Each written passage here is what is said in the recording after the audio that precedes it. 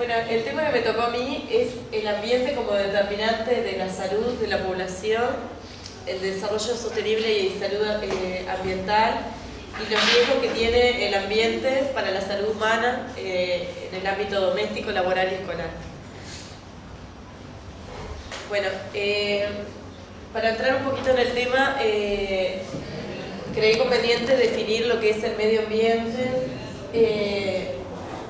que es el condicionante de un bienestar social, sanitario y económico de una comunidad y que ejerce una gran influencia sobre la calidad de vida y la salud de la población. La protección de la salud de la población exige un gran conocimiento del medio en el cual se desarrolla. Esta influencia que tiene el medio ambiente sobre la salud ha llevado que organismos internacionales como la Organización Mundial de la Salud se haya planteado la interrogante de si ambientes más sanos pueden contribuir a evitar enfermedades. Para eso lo que hizo fue estudiar en diferentes regiones la carga de morbilidad, si el por qué enfermaban las personas estaba relacionado o no con el lugar a donde vivían. Y bueno, la carga de morbilidad causada por factores ambientales se vio que mucho más se da en los países que están en vía de desarrollo que en aquellos países que están desarrollados. A diferencia de todas las enfermedades crónicas no transmisibles que nosotros conocemos, como son las enfermedades cardíacas o algún tipo de cáncer, que esas se dan más en los países desarrollados. Cuando hablamos de los factores ambientales, es imprescindible diferenciar cuáles son aquellos factores que se pueden modificar y cuáles no.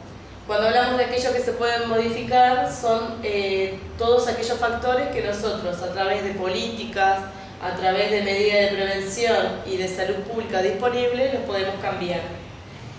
Y incluyen todos los que son riesgos químicos, físicos, biológicos, que afectan directamente a la salud y que además aumentan los comportamientos no saludables, por ejemplo, la inactividad física.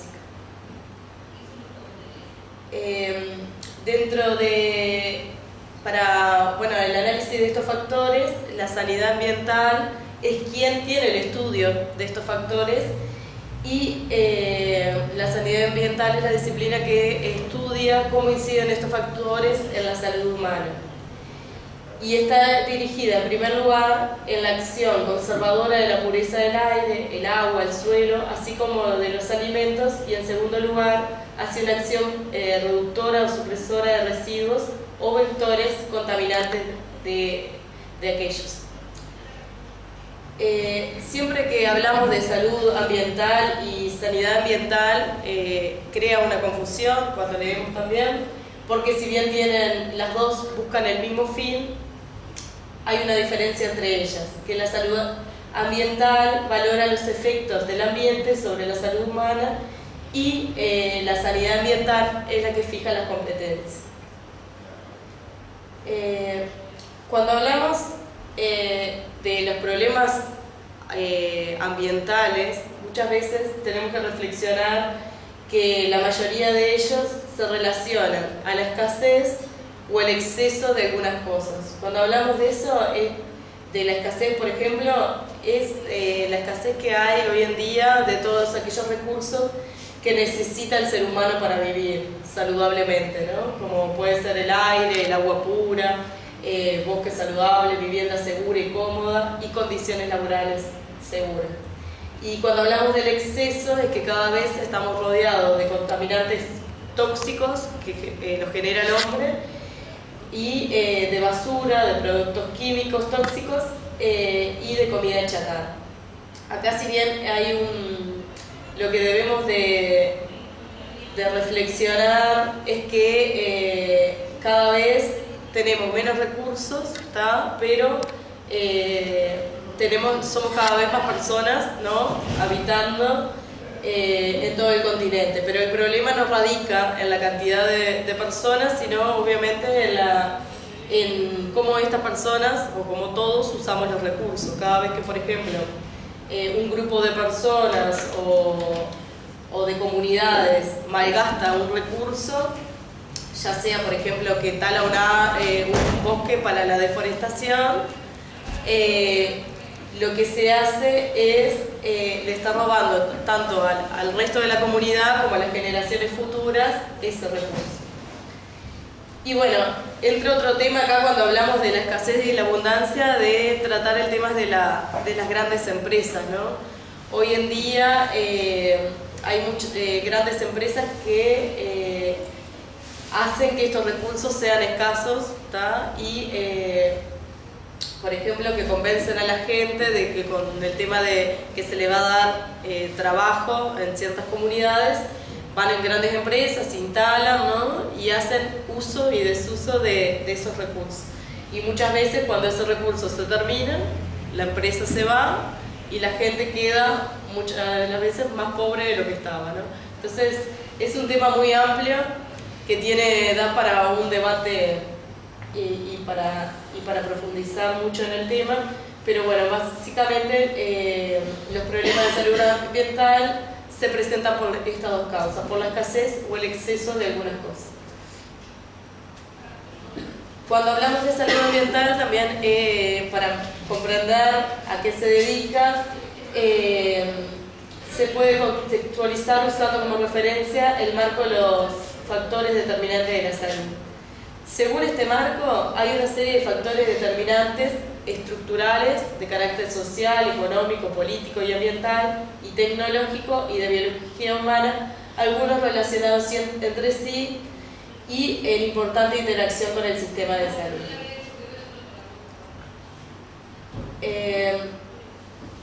Por todo lo anteriormente mencionado, podemos concluir que, bueno, el medio ambiente sí tiene una implicancia directa, ¿no?, en la salud de las personas.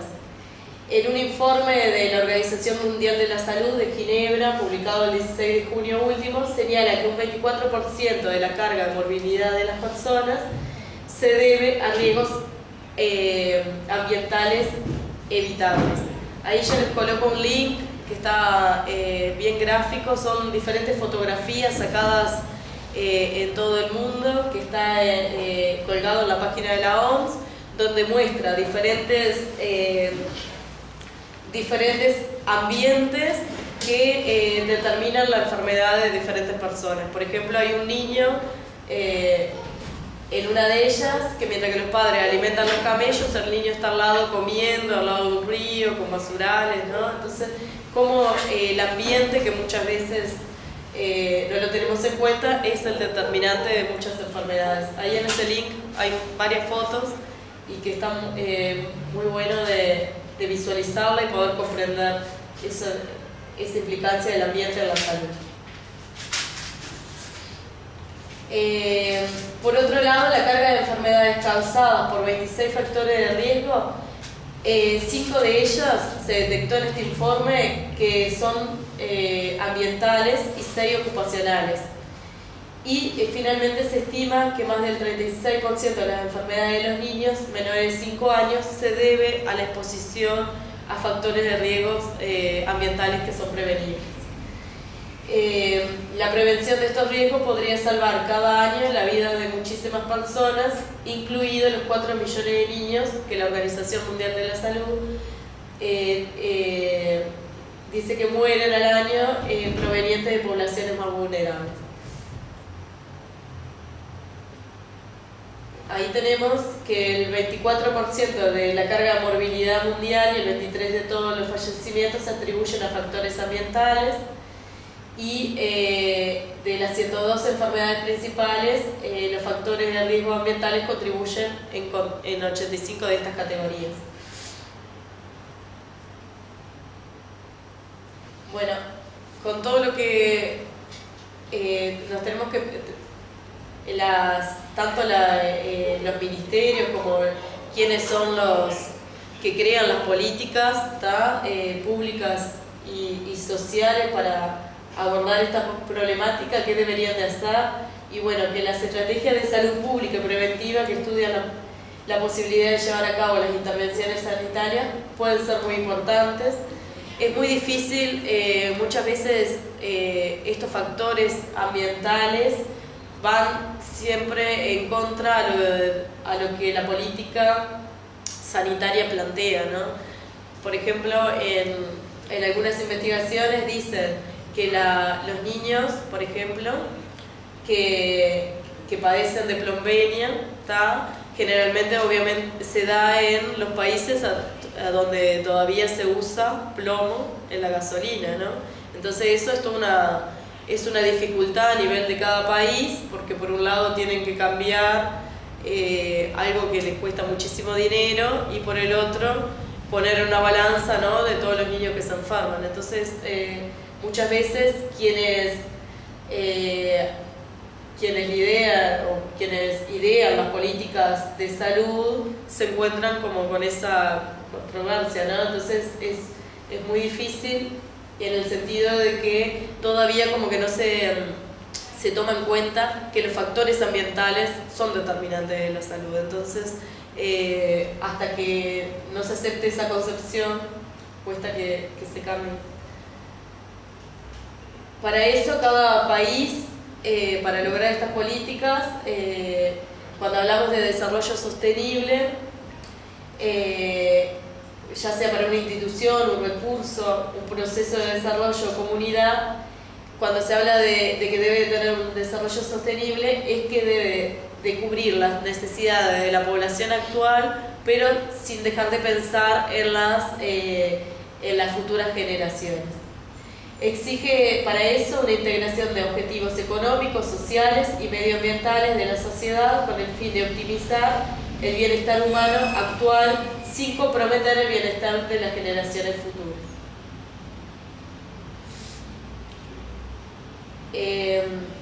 En cuanto también al desarrollo sostenible, es algo que lo leemos y lo escuchamos a nivel de la política, a nivel también de las empresas, te dicen que tienen un desarrollo sostenible, pero muchas veces se queda solo en la palabra o en lo teórico, y es muy difícil o son muy pocas las empresas que realmente tienen un desarrollo sostenible.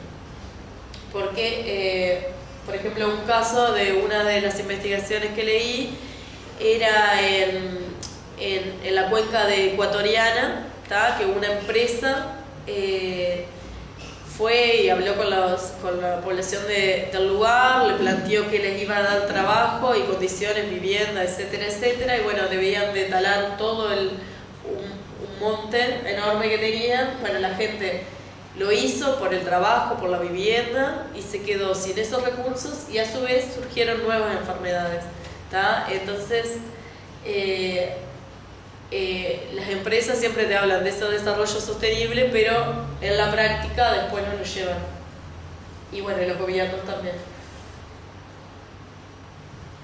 Esto es un resumen de cómo estamos a nivel de Uruguay.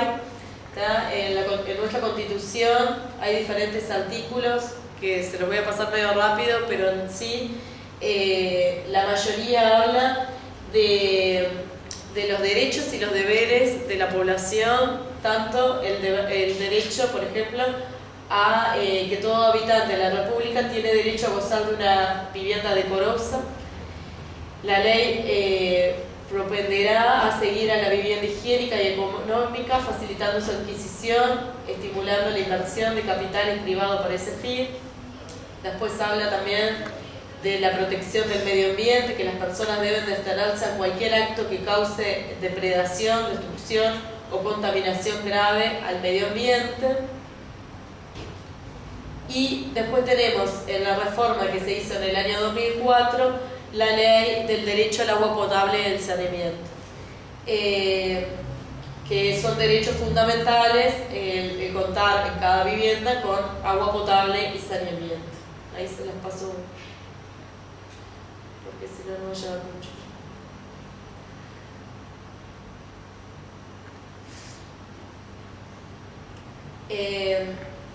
La Organización Mundial de la Salud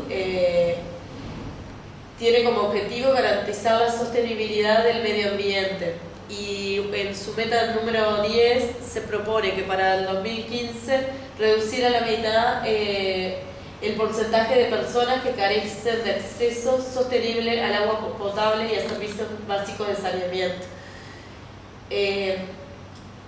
Eso es lo que se propone en la Organización Mundial de la Salud. ¿Cómo estamos a nivel de país? Bueno, se han implementado diferentes gestiones y diferentes proyectos en cuestión a la gestión de residuos sólidos urbanos. El país está implementando una ley de envases y se propone realizar las transformaciones de significación con puesta en marcha en la escala nacional de proyectos Solución para valorización y disposición final de los residuos.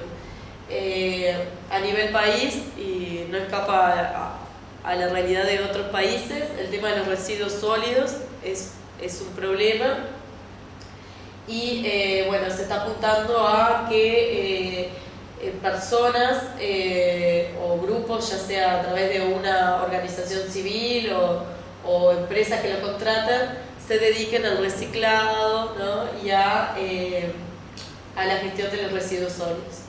Bueno, en relación de la emisión de gases de efecto invernadero, el país ha ampliado su condición de captor de carbono y en cuanto a la protección de la capa de ozono.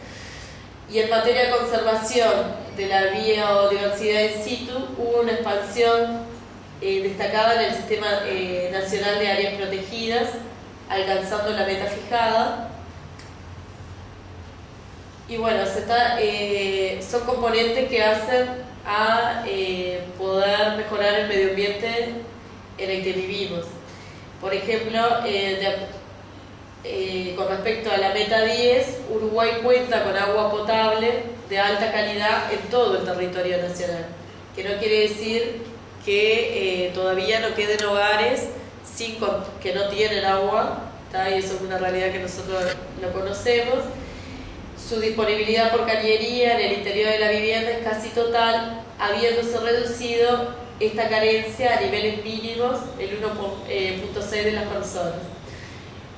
Si bien sabemos que, creo que está la otra, que todavía existen asentamientos que están irregulares, que eso es una característica más de Montevideo y no tanto del interior del país, pero bueno, también el tema de los asentamientos, como dice ahí, en el año 2006-2011 disminuyó del 8% la cantidad de personas residentes en asentamientos irregulares y un 11% la cantidad total de asentamientos en el país. Bueno, esto va en pro mejora, al regularizar el tema de los asentamientos, obviamente mejora todo lo que es el saneamiento y el agua potable, el acceso al saneamiento y al agua potable. Una dificultad que se tiene con el tema básicamente del saneamiento es que al aumentar la población lo que se tiende a hacer es a construir, por ejemplo, en una zona cercana a las grandes ciudades, en este caso a Montevideo, ¿no?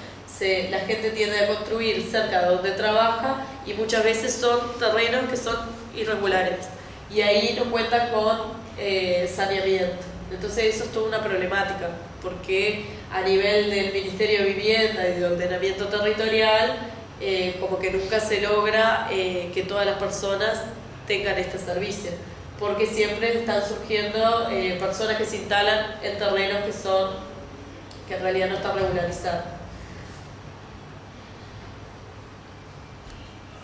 Cuando en el 2006 y 2005-2006 se hizo una encuesta de percepción sobre la situación de la calidad ambiental en Uruguay, las personas percibían que se mantenía constante en la mayoría y otras que estaba mejorando.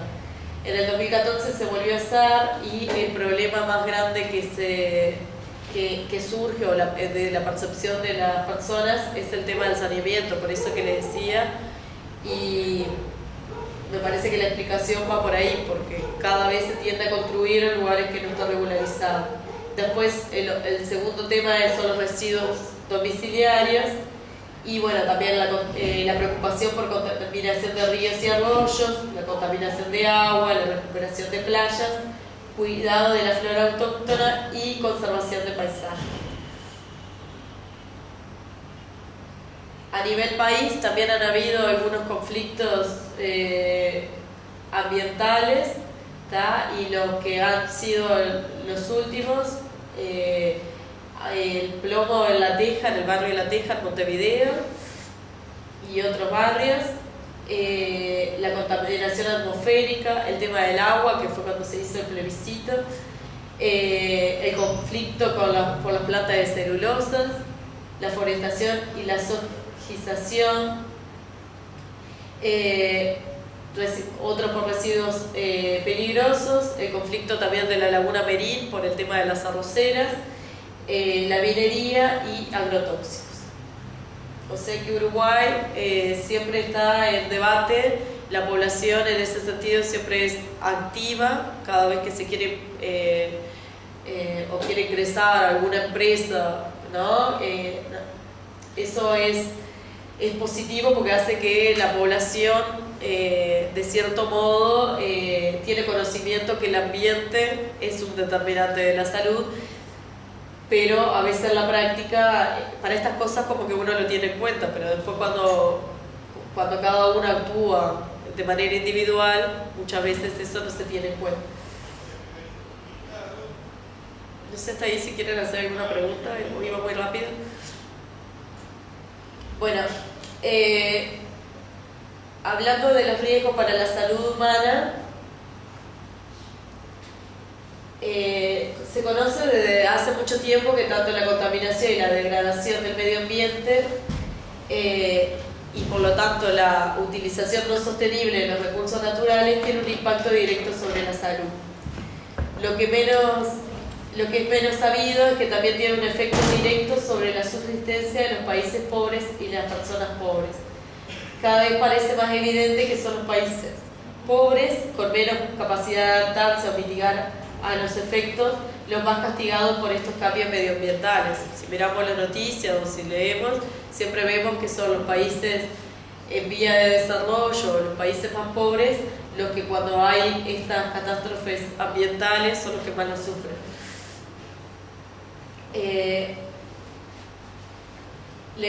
Se considera que la inversión en salud es un componente esencial de la sostenibilidad con un efecto sobre sucesivas generaciones. Ahí es una reflexión que dice que cuando se invierta más en salud, en las condiciones que favorecen una buena salud, recibiremos en cambio recompensas sostenibles en términos de una mayor esperanza de vida, calidad de vida y bienestar económico, medioambiental y social.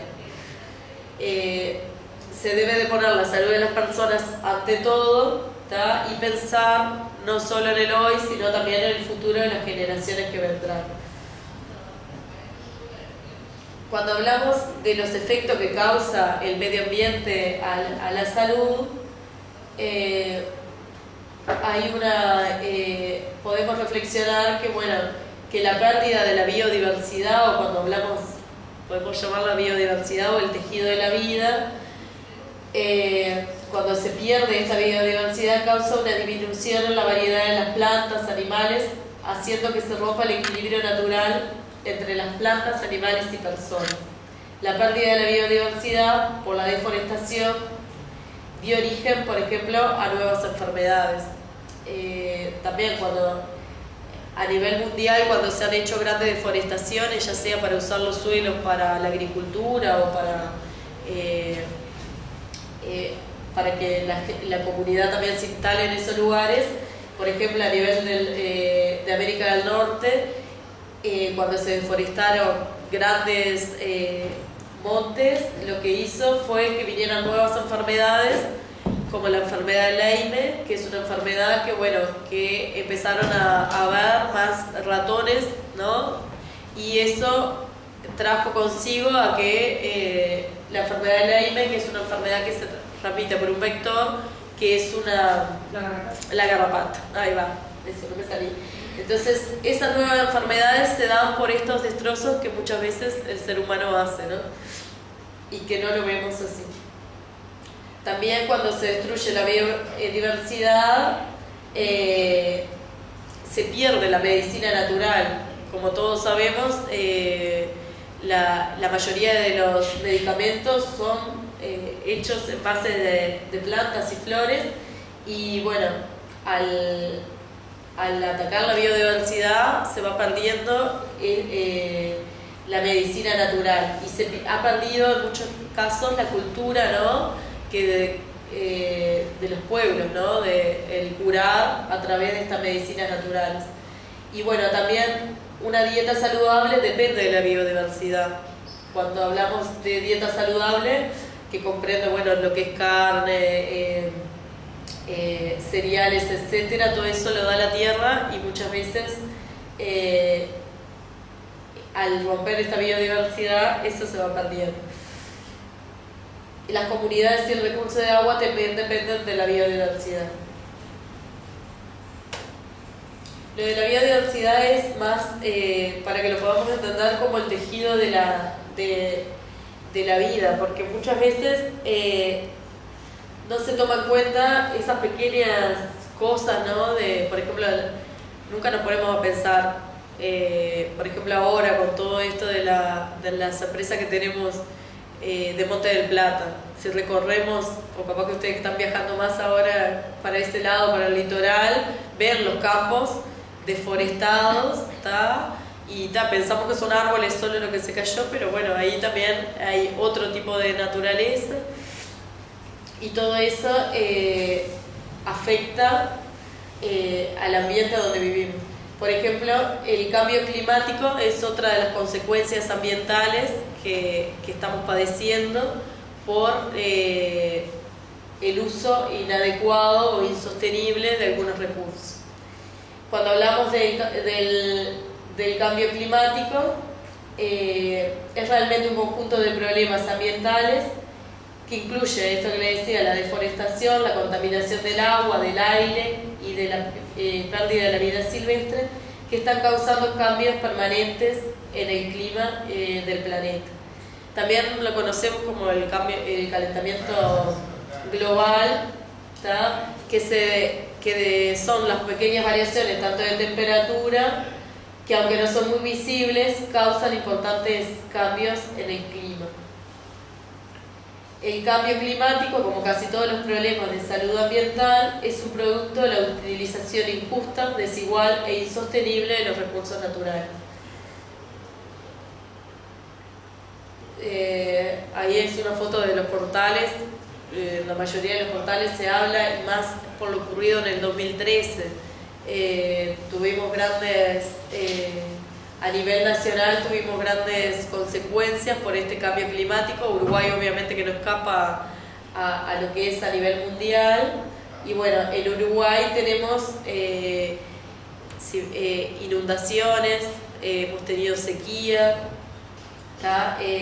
vientos, el tema de granizo, que muchas veces no, eso es en relación al calentamiento global. Y este cambio climático también repercute, obviamente, sobre la salud de las personas. Le puse una foto de las inundaciones, porque ahora en el litoral del país estamos con esa problemática, tanto en Paysandú, Salto y en Artigas. Y bueno, si bien después de estas catástrofes ambientales, lo que pasa es que, bueno, que surgen algunas de las enfermedades. En el caso de nosotros, cólera está erradicada, paludismo también, pero por ejemplo la leptospirosis es muy común que después de una inundación haya brotes de leptospira. Obviamente aumenta todo lo que son las enfermedades respiratorias causadas por el frío. Bueno, ahí también le puse por el calor, en el caso de las olas de calor que hemos sufrido en los meses de verano. Y también surgen todo lo que son las enfermedades transmitidas por vectores, que ahí le puse el dengue, que es como, bueno, uno de los más conocidos, y las zetas, que son las enfermedades transmitidas por alimentos. Todas estos desajustes, después de una inundación, es común que surja todo este tema de estas enfermedades. Por eso es conveniente que, bueno, tanto los equipos de salud como el personal esté alerta a que estas cosas pueden pasar y qué medidas hay que tomar. Por eso se está trabajando en lo que son planes de contingencia para no llegar a esto. En relación a esto, la Organización Mundial de la Salud afirma que la combinación tóxica de las malas políticas y la mala economía es en gran medida responsable del hecho que la mayoría de la gente del mundo no pueda gozar de buena salud que le es biológicamente posible. Eso como reflexión de lo que estábamos hablando. Uno de los corresponsables de la Organización Mundial de la Salud, que trabaja todo lo que son las condicionantes ambientales, que Michael Marmon, él en su mensaje de la OMS dice que la circunstancia de que la gente nace, crece, vive y trabaja y envejece tiene un impacto enorme en su salud. Agrega que los seres humanos confiamos demasiado en lo que son las intervenciones médicas como forma de aumentar nuestras expectativas de vida. O sea que depositamos todo en los centros de salud, en el personal de la salud, creemos que con eso vamos a mejorar. A veces teniendo una cobertura de salud ya no es suficiente para pensar que vamos a aumentar nuestra expectativa de vida. Y muchas veces, como les decía hoy al principio, no vemos el factor ambiental como un determinante de la salud. Bueno, cuando hablamos también del ambiente como riesgo para la salud laboral, así como el ambiente afecta en todos los ámbitos, a nivel laboral, obviamente que no escapa y muchas veces es mayor. La salud y el trabajo son procesos múltiples y complejos, vinculados e influenciados entre sí. Y esta reflexión la puse porque generalmente nosotros vemos como las condicionantes o vemos al trabajo como algo que perjudica al hombre, ¿tá? Pero el trabajo aún en condiciones adversas es un mecanismo que permite el desarrollo de varias potencialidades del ser humano, ¿no? Con el trabajo la persona se desarrolla, interactúa con otros pares, psicológicamente lo ayuda, ¿tá? Y muchas veces no nos quedamos con esto, nos quedamos como que siempre que analizamos el medio ambiente o el lugar de trabajo, siempre estamos pensando en todas las enfermedades profesionales que desencadena o en todas las lesiones o accidentes que las personas sufren en el lugar de trabajo. Y no lo vemos al trabajo con ese polo positivo. O sea que podemos decir que el trabajo tiene tanto un polo positivo como un polo negativo.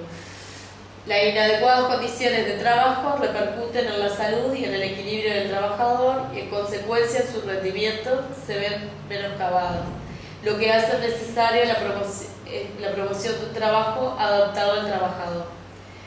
Por tanto, las acciones de mejora de las condiciones en que se realiza el trabajo deberían marcarse como verdaderos elementos de promoción de salud para el trabajador, su familia y la comunidad. La vinculación entre los procesos de salud, trabajo y las formas en las que el proceso de salud o enfermedad puede ser influida por el proceso de trabajo es estudiado específicamente por la salud ocupacional. Todos conocemos lo que son las condiciones las CIMAT, que son las condiciones y medio ambiente de trabajo, ¿tá? Que son, lo que hace es engloba todos aquellos factores que influyen en el lugar de trabajo, ya sea las condiciones físicas, ambientales y también embarca todos aquellos factores o características propias del trabajador, ya sea su edad, su nivel de instrucción, su capacitación, y habla también de los procesos productivos y la organización del trabajo, cómo influye, cómo esos procesos están organizados, cómo se organiza la tarea, cómo es el nivel de mando. Por ejemplo, habla también de los horarios rotativos, ¿no? Todo eso comprende la CIMAT. para poder citar un poquito de lo que es el medio ambiente en el lugar de trabajo,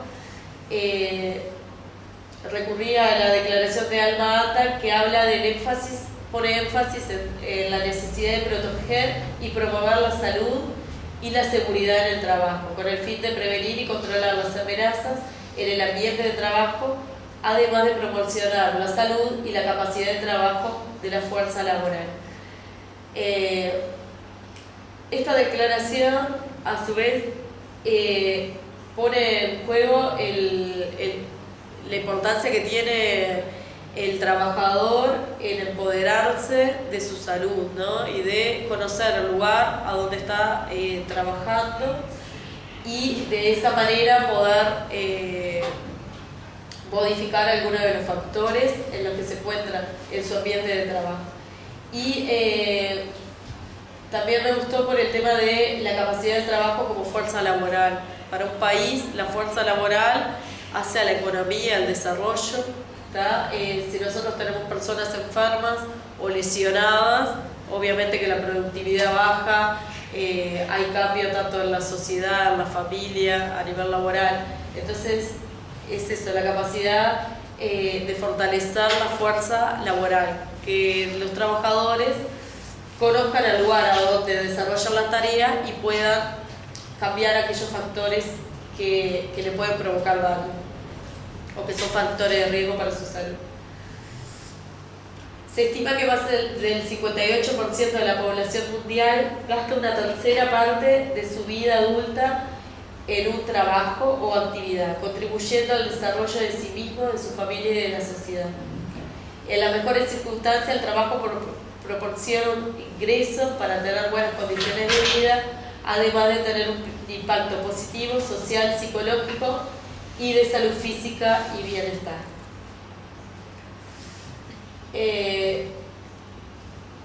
Bueno, esto, lo que decía anteriormente, está relacionado con la salud ocupacional. Cuando en los trabajos se apuesta a una adecuada salud ocupacional, se está apostando a la productividad y al desarrollo de esos trabajadores. Cuando hablamos de los factores derivados de las condiciones del medio ambiente, esto para desarrollarlo es también un capítulo muy amplio. Yo solamente les voy a mencionar que son el ruido, la iluminación, la temperatura.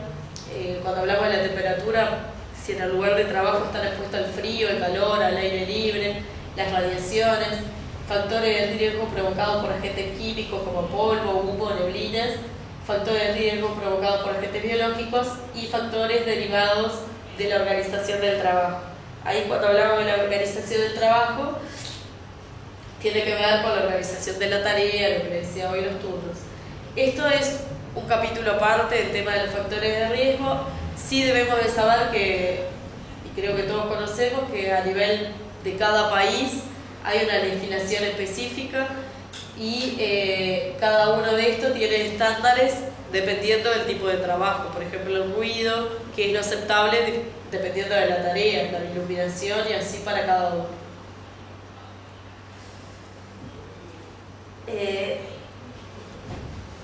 Teniendo en cuenta lo que son los...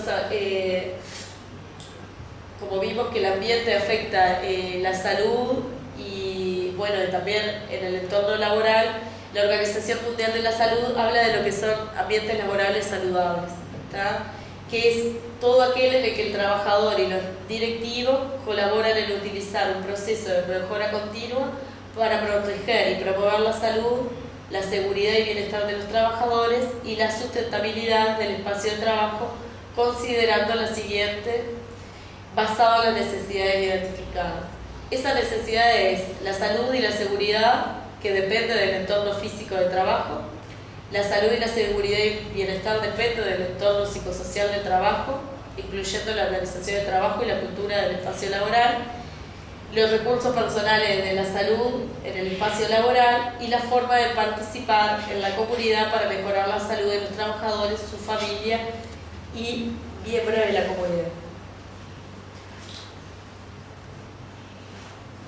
En el modelo de la Organización Mundial de la Salud habla que para lograr ambientes o entornos laborales saludables es necesario tener en cuenta 4 avenidas de influencia, que son caminos de enlace en donde tanto el trabajador como la empresa deben de unificar criterios para que se pueda lograr esos ambientes laborales saludables.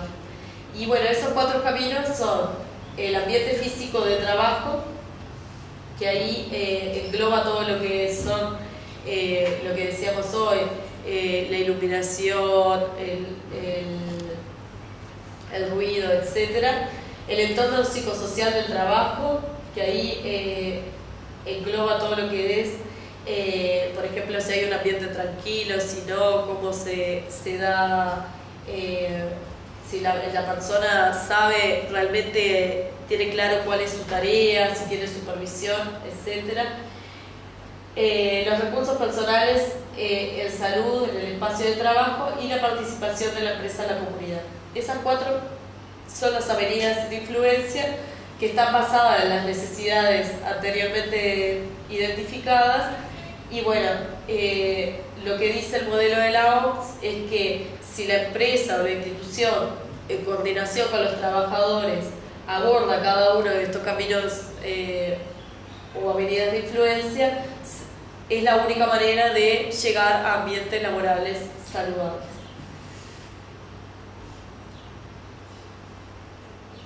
Bueno, así como vimos cómo afecta el ambiente a nivel laboral, también afecta a nivel escolar y doméstico.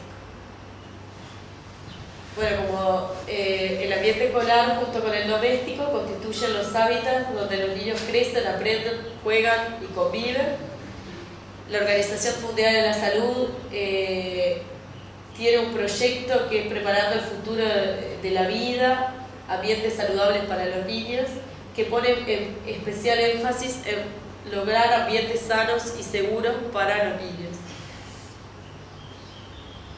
Este proyecto tiene un contenido educativo que debe contemplar las tareas prioritarias, el conocimiento de los contaminantes medioambientales y sus efectos adversos en los ecosistemas naturales y en la salud humana. El contenido educativo lo que dice es que estos temas de medioambientales se deben de tratar desde la primera infancia y durante toda la fase de maduración cognitiva y conductual de los niños. Esto también tiene su controversia, ¿no? Porque si bien siempre estamos como depositando diferentes cargas en la mochila de los niños, ¿no? Pero sin duda son ellos los que muchas veces llevan a su hogar o a su comunidad, pueden transmitir lo que se aprende. Por eso el énfasis de que desde su primera infancia tenga contacto con todo lo que son los contaminantes medioambientales, para que lo puedan transmitir en sus hogares y en su comunidad. También implica la implicación y compromiso y coherencia de los profesionales de la enseñanza, y esto está marcado a lograr escuelas saludables. La Asamblea Mundial de la OMS en el 2004 aprobó la Estrategia Mundial sobre el Régimen Alimentario, Actividad Física y Salud. Esto va marcado lo que decíamos anteriormente de escuelas saludables. En esta estrategia se describen compromisos de las diversas partes interesadas respecto a la adopción de medidas destinadas a mejorar el régimen alimentario y promover la actividad física. La Organización Mundial de la Salud tiene como responsabilidad identificar y difundir la información sobre intervenciones basadas en datos probatorios y sobre políticas y estructuras. Este proyecto lo hizo en mayo del 2008. A nivel país, Uruguay desde el 2012 está trabajando en la estrategia de lo que es nacional de promoción y prevención de la salud, pero si bien tiene sus antecedentes en la década del 90. Esta estrategia de promoción y prevención se enfoca en la creación de municipios y comunidades saludables, definiendo como municipio todas aquellas localidades que cuentan con más de 1000 personas, ¿no? Y comunidades saludables porque en muchos casos en el interior del país hay centros poblados que pueden unirse a esta estrategia y no tienen más de 1000 personas, por eso comunidades. Según la Organización Panamericana de la Salud, un municipio saludable es todo aquel que logra el compromiso y el esfuerzo constante de todos los actores de la estructura social para mejorar la calidad de vida de la población en general, la relación de la misma con el medio ambiente y la democracia. Dentro de esta estrategia de municipios y comunidades saludables entra lo que son las escuelas promotoras de salud. Estas tienen ejes temáticos bien diferenciados, como son la alimentación y la merienda saludable, que eso últimamente lo hemos escuchado mucho, que se trata de que los niños en las escuelas accedan a una merienda saludable. Tiene como eje también la actividad física, la higiene, la convivencia armónica y las habilidades para la vida, la sexualidad y el entorno saludable. O sea que desde a nivel país no estamos tan alejados de lo que en su proyecto la Organización Mundial de la Salud propone. Obviamente que a nivel nacional hay departamentos que están más avanzados en eso, localidades, ¿no? Que esto es lo que tiene como... ¿Quiénes son responsables de esta estrategia? Bueno, a nivel de territorio, los directores departamentales de salud, en conjunto con las alcaldías, si hay en territorio, las intendencias primaria y secundaria, son los encargados de llevar la propuesta a territorio. Y muchas veces se utilizan actores claves de la comunidad, como pueden ser personas promotoras de salud, agentes comunitarios de la zona, para que estas cosas se lleven a cabo. Sin duda hay mucho trabajo por delante, pero bueno, haciendo un pantallazo, vemos que estamos alineados en esa política, por lo menos se va acercando. Bueno, ahí está la bibliografía y gracias. No sé si fue como mucha cosa, capaz que en poco tiempo.